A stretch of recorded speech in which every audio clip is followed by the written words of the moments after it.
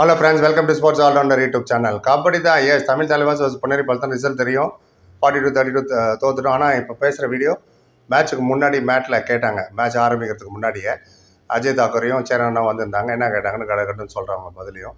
Ajay தாக்கூர்லேருந்து start பண்ணுமே. அவங்க கேட்டாங்க, நீ பாய் அஜய் சார், நீங்கள் புனேரி பல்தான் லேட்டாக தான் வந்து ஜாயின் பண்ணீங்க.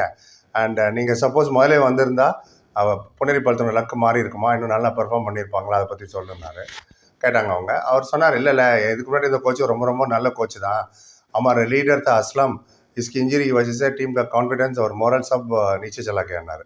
அதாவது கோச்சை நான் ப்ளேம் பண்ணல, எங்களோட மெயின் ஆள் அஸ்லம் இனாம்தார், அவரோட கேப்டன்சி ஆகட்டும், ஆல்ரவுண்டர் ஸ்கில்லு இன்ஜுரி ஆனதுனால அது டீமுக்கே இன்னும் லெட் டவுன் ஆன மாதிரியும் பசங்க அப்படியே திணறிட்டாங்க, என்ன பண்ணணும்னு தெரியல.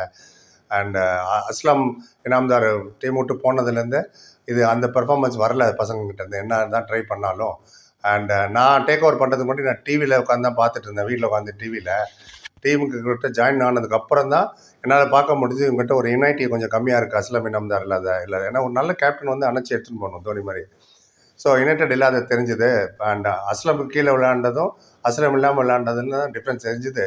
ஏக் சாத் ஹோக்கர் கேள்னா அஸ்லம் கே சாத் ஓ நெய் நஜர் ஆ ரா தா, அஸ்லம் கே பகேர்னார். அதாவது ஒன்றா சேர்ந்து விளையாடுறது அஸ்லம் இல்லாததுனால அதனால் பார்க்க முடியல, அவங்களோட யுனைட்டி டிஸ்ஜாயின்டாக இருந்தது அப்படின்னாரு. அப்புறம் கேட்டாங்க, நீ மெல்பர்ன் போறியாம, அதுவும் விளையாட போறியாமன்னாங்க.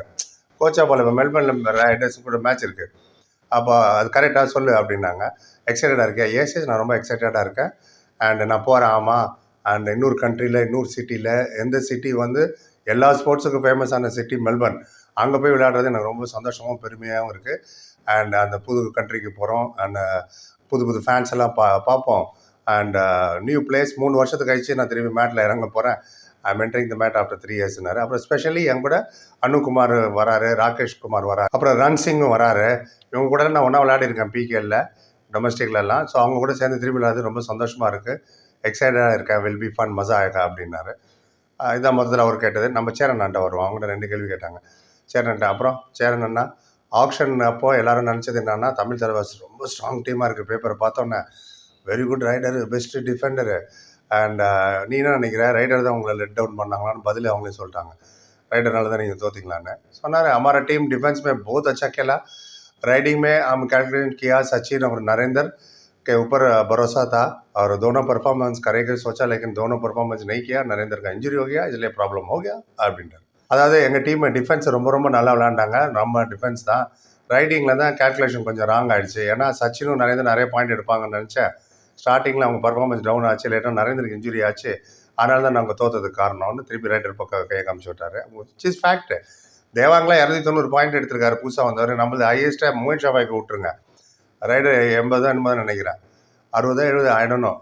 சச்சின் தன்வரும் அண்டு நரேந்திர அப்படி தான் எங்கே ஜெயிக்க முடியும். டிஃபென்ஸ் என்ன தான் பண்ணாலும் கொஞ்சமாக போர்டில் ஸ்கோர் வேணும்ல ரைடர்கிட்ட வந்து. எல்லாம் 2 ஆர் டையே எடுத்துகிட்டு இருப்பேன். எல்லாமே நான் வந்து எம்டி ரைடாக வருவேன், லாபி விட்டு வெளில போய்டுவேன்லாம் போனீங்கன்னா எங்கேருந்து கப்பு ஜெயிக்கிறேன் ஒருத்தர் கேட்டார். அவருக்காக தான் அந்த பதில் திருப்பி சொல்கிறேன்.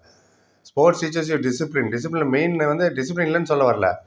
லாபி விட்டு நீ எப்படி வெளில போடலாம், அட்வான்ஸ் டேக்கில் நீங்கள் எப்படி பண்ணலாம். ஒருத்தர் பிடிக்கும் போது 5 பேர் வந்து டமால்னு உழுவில். ஷாதுல் இவ்வளோக்கோ, ஷாதுலும் 5 பேர் பிடிச்சிடுவார். அவர் நிற்கும் போது அவருக்கு ஹெல்ப்புக்கு அத்தனை பேர் வந்தாங்க. ஸோ இந்த மாதிரி தவறுகள்லாம் பண்ணால் என்ன பண்ண முடியும். எனிவே இன்னொரு கேள்வி கேட்டாங்க, உங்களோட குட் பர்ஃபார்மன்ஸும் பார்த்தேன் தமிழ் தலைவாசு, அதில் யார் உன்னை ரொம்ப இம்ப்ரெஸ் பண்ணா இந்த டோர்னமெண்ட்டில்? அத்தனை பேரும் பார்த்துட்டு அவங்க தமிழ் தலைவாசி 20 பேருக்கு மேலே விளையாடிருக்காங்க. யார் உன்னை ரொம்ப ரொம்ப இம்ப்ரெஸ் பண்ணதுன்னாரு. हमारा कैप्टन नीतीश बहुत अच्छा खेला, अच्छा परफॉर्मेंस भी दिया डिफेंस में भी और कैप्टनसी में भी. और மோயின் ஷவாகி भी बहुत अच्छा खेला, பர்ஃபார்மன்ஸ் दियाனார். இந்த 2 பேர் தான் சொன்னார். அதாவது எங்கள் கேப்டன் நிதிஷ் ரொம்ப நல்லா விளையாண்டார், பர்ஃபார்மன்ஸை நல்லா பண்ணார், அண்ட் கேப்டன்சி ரொம்ப நல்லா பண்ணார், பசங்க நல்லா வழிநடத்தி கூப்பிட்டு போனார். மோயின் ஷவாகி ரொம்ப நல்லா விளையாண்டார், இந்த நல்ல பர்ஃபார்மன்ஸ் கொடுத்தாருன்னு இந்த 2 பேர் மட்டும் தான் சொன்னார். யார் பேரும் சொல்லலை. சொல்கிற மாதிரி எதுவும் இல்லை, அதான் மெயின். ரைட், இதுதான் முடிஞ்சு போச்சு. அண்ட் உங்கள் கருத்து எதுவாக தான் சொல்லுங்கள். பொறுப்பாக பார்த்துட்டு நன்றி. Like, comment, share and subscribe பண்ணி சந்திக்கிறேன். Thank you so much.